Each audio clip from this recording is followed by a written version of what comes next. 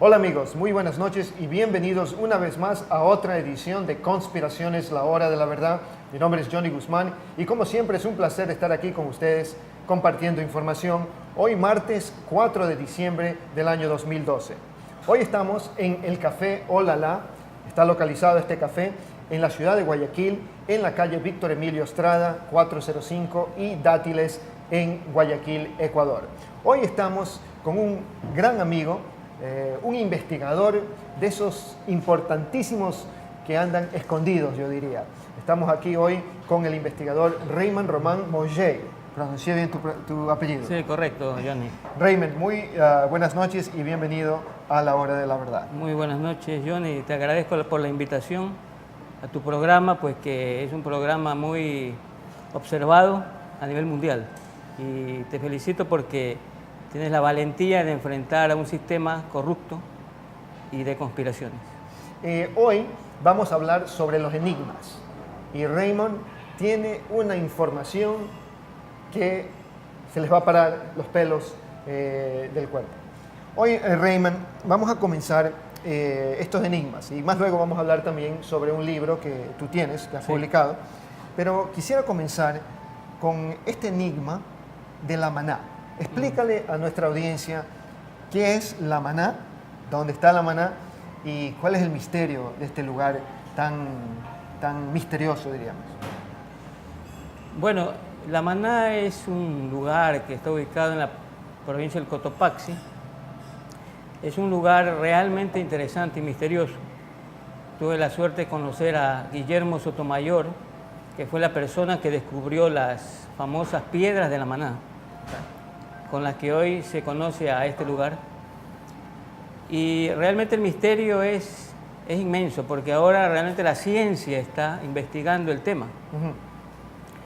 Hace muchos años, Guillermo Sotomayor, a quien tuve el honor de conocer, descubrió 100 metros bajo tierra una caverna con más de 300 piedras, en las cuales había inscripciones misteriosas, materiales de alta calidad, donde habían pues mapas y constaban lugares que hoy están desaparecidos, como Lemuria, la Atlántida. Y aparece lo que es el símbolo del dólar. La pirámide. Esa pirámide, ¿no? Esa pirámide que es tan famosa ahora con lo de las conspiraciones. Entonces dice la tradición, hay una tradición que existían 3 pirámides en la antigüedad. Una en Sumeria, la otra estaba en la India y una desapareció. No se sabía dónde estaba esa pirámide. Hasta que Sotomayor en la década de los 80 o antes, creo yo, descubre esta pirámide. Entonces el misterio radica en que es una cultura que no tiene nada que ver con el lugar. O sea, los materiales, ¿por qué dices eso? Porque los materiales que están ahí, por ejemplo, hay símbolos como la serpiente cobra. Ajá. Y la cobra pues no es una serpiente que existe en América. Okay. Es una serpiente de Asia. ¿No? Ese, por ejemplo, es un punto, ¿no? Tienes escrituras que son de tipo feminicio, babilónico. Entonces, que te pone a pensar si realmente hubo un contacto ya entre culturas en un pasado remoto. Por eso es que te digo que la Maná guarda realmente misterios que están hoy en día siendo investigados a profundidad. Esta área también de la Maná, hoy en día, Raymond, corrígeme si estoy equivocado, pero están sacando agua que tiene oro. Algo escuché de eso. Y obvio sabemos también por los libros de Zecharia Sitchin y todas estas personas que los antiguos dioses, los Anunnakis, diríamos, andaban buscando oro, ¿no? Bueno, ¿qué nos puedes decir sobre ese tema? Según contaba Guillermo Sotomayor, ahí encontró él lo que se llama la fuente de agua de la eterna juventud, que era un agua con oro coloidal. Entonces él llegó a exportar esa agua, ¿no?, a Europa. Y esta agua pues tenía una sustancia que al tomarla pues te fortalecía. A su vez desarrollaba tu potencial intelectual. Así es. Entonces, según la tradición, esta agua era la que buscaban todas las culturas, ¿sí?, para lo que sería el secreto de la eterna juventud, y eso se ha encontrado en la Maná. Es un agua de altísima calidad energética, porque ha sido estudiada en Austria, en laboratorios, y entonces es una de las aguas más puras del mundo. decía Sotomayor que si el Ecuador se dedicara a exportar esta agua, no necesitaría el petróleo, porque podría darnos para vivir. Mira tú. Mira lo que tiene el Ecuador, pero no lo conocemos. Ahora, esto, algo también tú me mencionabas que posiblemente habían seres que vivían ahí, no sé si hay cuevas, ¿qué se puede encontrar ahí en La Maná? Bueno, ahí hay un lugar, ¿no?, que se llama las Siete Cascadas, que es un lugar turístico, pero parece que en la última posición, la séptima cascada, me contaba un amigo que tuvo una experiencia bastante intrigante, casi angustiosa, porque ellos al subir allá encontraron una especie de ser que se movía a altísima rapidez. ¿Un ser? Sí, un ser, era una especie de espectro que los estaba observando y nunca se fue. Fueron ellos los que tuvieron que botarse. Era un grupo de estudiantes que iban hechos los exploradores y todo, y de repente encuentran esta cosa que se les está moviendo. Entonces yo pienso que era una especie de guardián del lugar. Ya. ¿Qué es lo que yo reflexiono? Reflexiono en el sentido de que este lugar fue un lugar donde existió una cultura, pero también una élite. Es decir, ahí existió una élite del conocimiento. Ese fue un lugar de poder. Ajá. Entonces, porque tú ves una serie de cosas ahí que tienen que ver con el poder, y entre eso, pues la pirámide Illuminati. Entonces, ¿yo qué es lo que pienso? Es una apreciación mía y que alguien también la dice por otra parte en Europa. Eso fue un centro. Ahora se habla mucho de esto de los reptilianos, ¿no? Estos seres así como misteriosos, malignos, que tratan de utilizar a la gente, ¿no?, a la humanidad, de controlarla. Entonces yo sí pienso que tuvo que ver algo con esto, porque no es casual, pues, ¿no? Entonces yo creo que ahí no solamente hay estas piedras, deben haber otras cosas más que no se han encontrado. Hablando de eso, Raymond, también me hiciste acuerdo que acá hay otra área también en el Ecuador que está en el sur, en la provincia de Morona, Santiago, que se llama la Cueva de los Tallos. Es un lugar muy misterioso que hay muy poca información. El que hizo famoso este es el famoso Morix y von Däniken, pues el que publica el libro El oro de los dioses. Exacto, pero ahí von Däniken es el que como que no le da mucho crédito a Morix. Claro.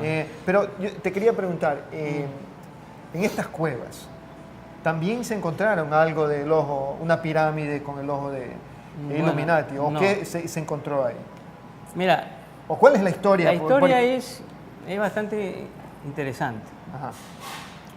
Bueno, el autor histórico, digamos el explorador histórico y el que realmente se lo conoce como el descubridor oficial es Juan Morix, un húngaro argentino que oficialmente, pues ante notario, declara en posesión estas cuevas de los Tallos. ¿Cómo él llega a descubrir esas cuevas? Porque eso tampoco se habla. Bueno, eso a través de leyendas, a través de conversaciones que él tuvo con moradores de la zona. Y era un explorador nato, es decir, una persona que ya venía trabajando la zona de Loja, tenía unas mineras, y entonces llega a través de los Schwartz, se hace amigo de los Schwartz, y ellos pues le indican de este lugar y él lo explora, ¿no? Entonces él llega a tener la confianza de la comunidad, logra bajar y llega a decir pues que este lugar es un lugar extraordinario, ¿no?, donde se encuentran placas de oro, donde están inscritas en signos y símbolos que no son de esta zona, en teoría, porque ahora habría que estudiar si realmente son de aquí también, lo que sería la historia de la humanidad. Es decir, la historia de la humanidad relatada ahí en bibliotecas con hojas de oro, de plata y de otros metales. Ahora, el problema está en que no se enseñaron esas bibliotecas, no se enseñaron al mundo, entonces la gente llega a pensar pues que esto no existió, pero en realidad eso se supone que está ahí escondido en alguna parte, porque Morix no lo reveló. Pero ahí hubo una expedición donde vinieron los ingleses. Sí, los ingleses inicialmente habían acordado con Morix hacer una exploración a esa cueva. Bueno amigos, quiero que escuchen lo que va a decir Raymond ahora. Como ustedes saben muy bien, como yo les doy duro a las religiones, Raymond me contó esto en una conversación que tuvimos anteriormente, algo relacionado con estas cuevas con estas cuevas de los tallos, que tiene que ver con los mormones. Raymond, eso me pareció súper interesantísimo lo que tú me contaste. Por favor, comparte esa información que tú me contaste sobre qué tiene que ver los mormones con las cuevas de los tallos. Bueno, cuando la cueva de los tallos se hace famosa, Ajá. llega a oído de la organización mormona en Estados Unidos y ellos se interesan en llegar a conocer este lugar. ¿Por qué? Porque logran entender que hay una relación entre las tablas que entrega el ángel Moroni a Joseph Smith, que eran unas tablas de oro con una serie de símbolos, y las tablas metálicas o las planchas metálicas que se encuentran en la cueva de los tallos. Entonces se interesan y quieren adquirir esta cueva o hacerse cargo de ella, y llegan a hablar con Morix para ver cómo podían hacer, pero Morix pues decide no aceptar eso. Pero lo interesante de todo esto es esta simbología y la lingüística, esos nombres, Moroni, el nombre del ángel, y Morona, Santiago, el lugar donde se encuentra la cueva de los tallos. Ajá. Entonces Moroni, parece que ellos cambiaron el nombre pensando que Morona era femenino, cuando en realidad es masculino, según el doctor Héctor Burgos Stone, recientemente fallecido, un gran lingüista americano, Ajá. que nos aporta esto que te estoy diciendo, ¿no? Ajá. Este descubrimiento de que Moroni y Morona tienen una relación en cuanto al origen de estas tablillas metálicas. Entonces, ellos entonces pensaban que originalmente era Morona, el ángel Morona, pero pensaban que era femenina. Entonces, Ajá, como eso. obvio, odian a las mujeres y le cambiaron para que sea masculino, Exactamente. Moroni. Interesantísimo eso Sí. y coincide también, ¿no?, con la historia de la humanidad. Coincide, sí, porque ya te digo, ellos estuvieron atrás, y no solamente ellos, la organización MON, también una organización... ¿Del reverendo Moon? Sí, del reverendo MON, me parece que ese es en los años 90. Ajá. Estuvieron muy cerca y ellos iban a auspiciar lo que sería una reunión mundial donde Morix iba a explicar los hallazgos de la cueva de los tallos. Pero desgraciadamente Morix muere prematuramente y esa reunión, esa organización que se iba a hacer, queda en stand-by, es decir, se suspende. Por lo tanto, todo lo que iba a revelar Morix queda reservado, no sabemos para cuándo. Es decir, él iba a revelar los descubrimientos que había hecho, a enseñar las tablillas y todo esto, ¿no? También había un cura que Sí. tenía información. Es que extraño que había un cura. ¿Cómo se llamaba ese cura? Él era el sacerdote Carlos Crespi. Carlos Crespi, exacto. Sí, ¿Y él qué rol lleva? Es curioso, ¿no? A veces la gente solo ve ciertos aspectos, ¿no? Yo, por ejemplo, sé que él era un arqueólogo. Él estudió en Italia. Él es italiano, estudió arqueología, ojo, arqueología, y llega a un lugar interesante que es el Azuay. Se hace cargo, pues, de una zona en donde él tiene una influencia en el pueblo. Y de alguna manera recibe a cambio de ese trabajo social, pues, una serie de regalos. Entre esos regalos estaban planchas de oro con símbolos extraños, muy extraños, ruedas, artefactos como de piezas de maquinaria que sacaban de la selva y que nadie entendía de dónde venían. Entonces los indígenas decían que venían de ciudades perdidas en la selva, que estaban esas piezas como de máquinas. Bueno, se llegaron a ver esas, pero se perdieron en el tiempo en un raro incendio. Que Hay hubo pocas fotos de Poco. y con unos aparatos, ahí con una foto como una guitarra de oro. Sí, hay muchas que se perdieron y en un incendio dudoso, ¿no? Un incendio que parece que tuvo que ver con algo ahí dudoso, ¿no?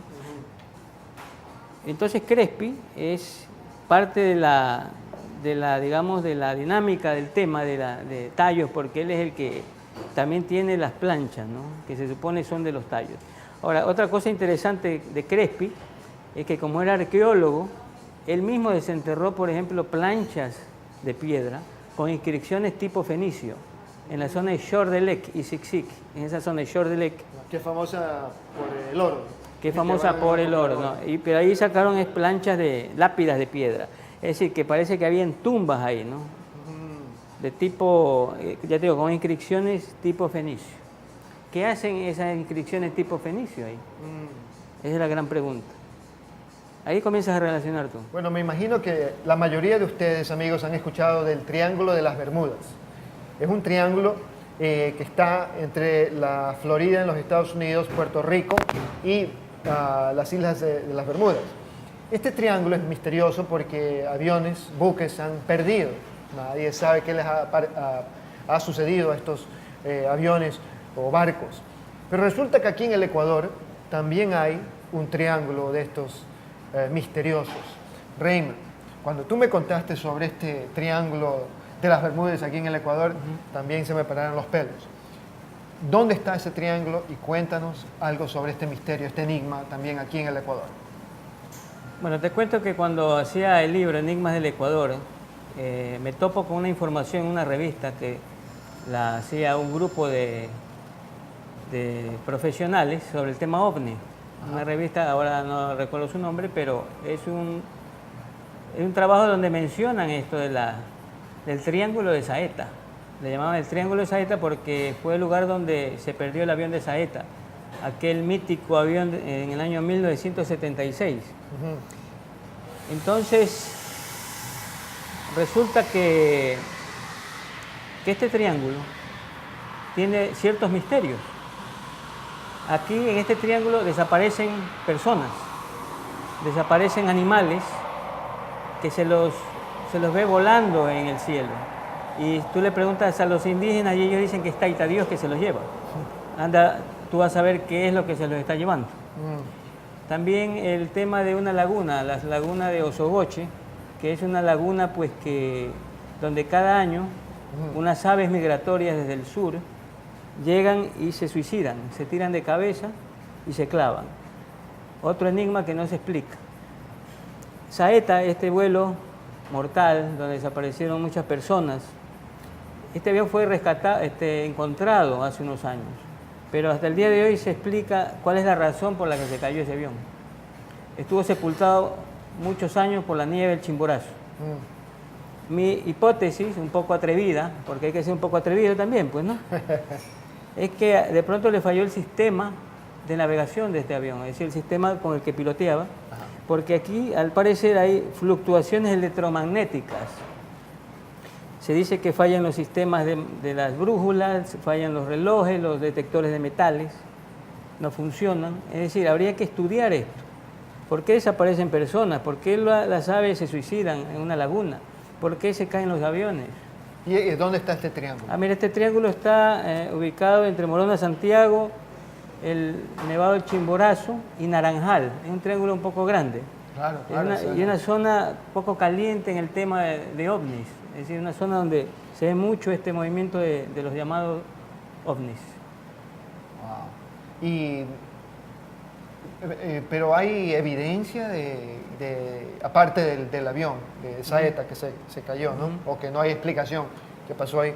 Pero hay alguna otra evidencia que se pueda bueno, habría que investigar, ¿no? Tú sabes que estos temas son siempre vamos a tener criticones que van a decir, sí, están hablando de estas cosas, sí, ¿qué pruebas hay? Claro. ¿No? Pero aunque tú les pongas las pruebas, no las creen. Eso es verdad. Porque la gente puede tener todas las pruebas de videos, los objetos, y no los creen. Así es. Entonces es un problema de criterios, un problema de formación ya ideológica.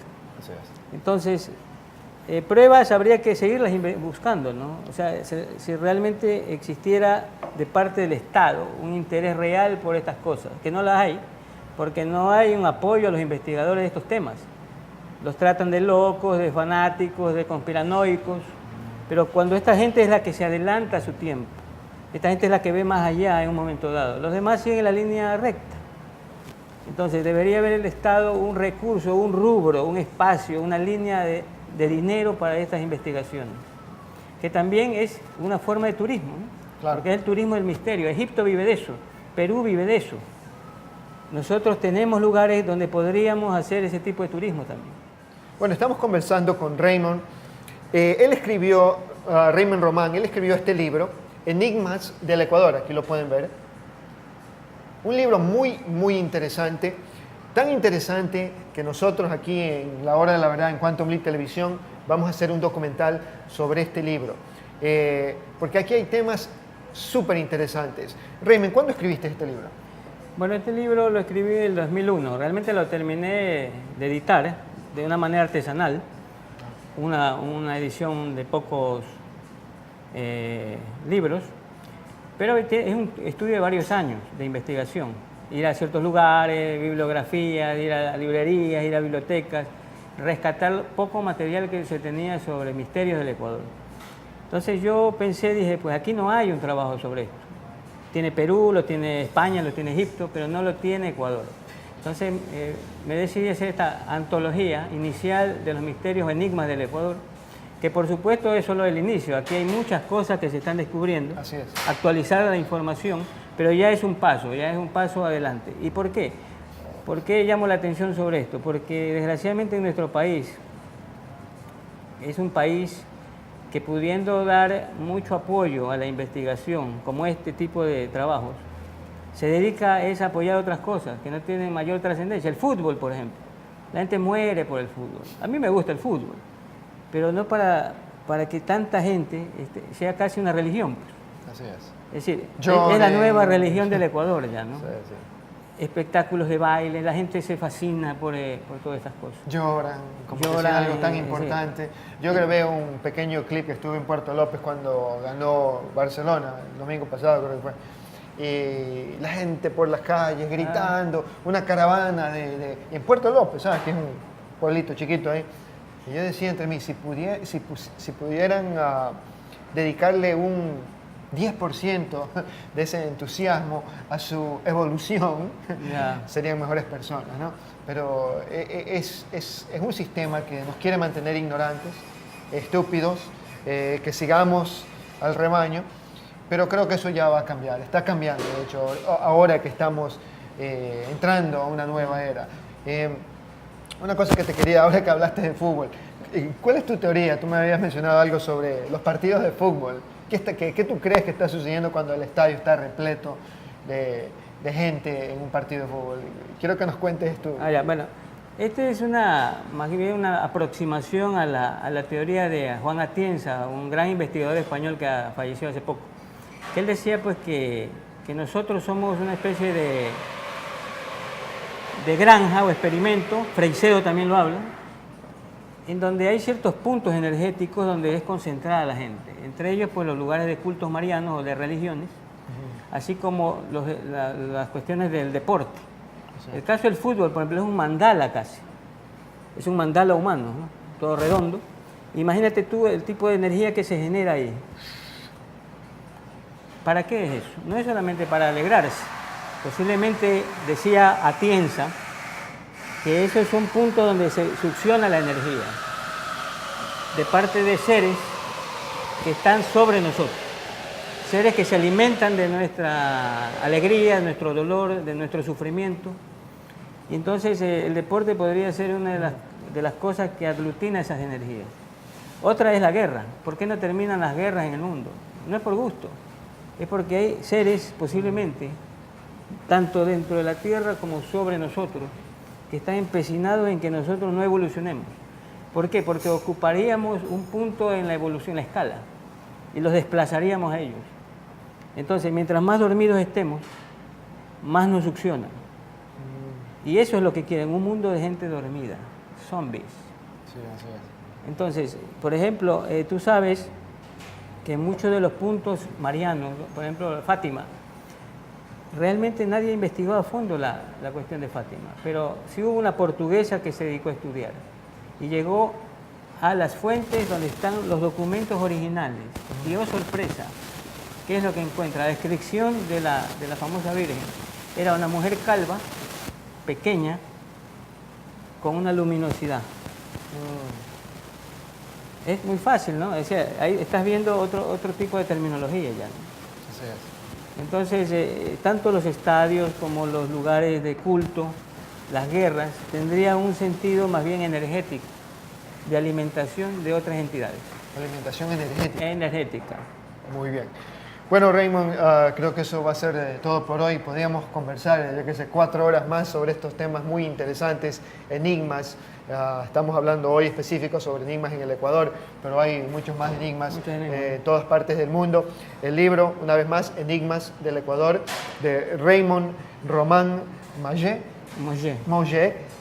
Tu abuelo era un francés que... Sí, mi abuelo francés llegó por los años 20 y fue el que instauró lo que sería el baile clásico del ballet aquí en el Ecuador. La Academia Nacional del Ecuador lleva su nombre, ¿no? Raymond Mollet Toniel. Entonces él es el que introdujo aquí el ballet en el Ecuador. Ahora hay muchas academias ya, claro, pero fue el pionero, ¿no? Muy bien.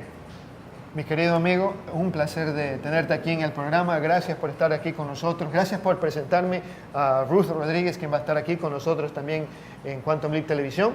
Y también les quiero hacer acuerdo a ustedes, queridos amigos, que nos pueden mandar sus invitaciones al Facebook. Búsquenos como QLP Multimedia. Y por supuesto nos pueden ver todos nuestros programas que ya hemos hecho en inglés y en español en nuestro canal de YouTube QL Televisión. Eso va a ser todo por hoy.